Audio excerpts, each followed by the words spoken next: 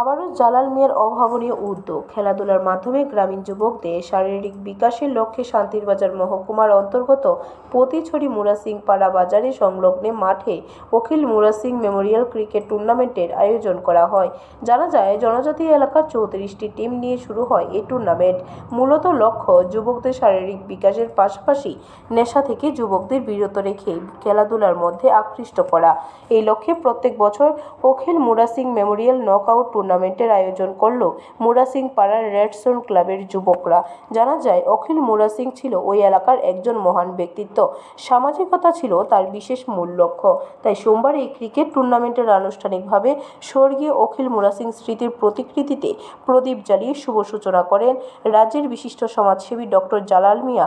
উদ্বোধনের পাশাপাশি উপস্থিত ছিলেন বিলোনিয়া বিধানসভা কেন্দ্রের বিধায়ক দীপঙ্কর সেন, টিটিআইডিসির প্রাক্তন কার্যনির্বাহী সদস্য পরীক্ষিত মুরাসিং, বিশিষ্ট সমাজসেবী নয়ন মুরাসিং সহ অন্যান্যরা। খুব ভালো উদ্যোগ। 2025 সালের নতুন বছরে ওনাকে স্মরণ করে যারা এই টুর্নামেন্ট উদ্যোগ করেছেন তাদেরকে নমস্কার।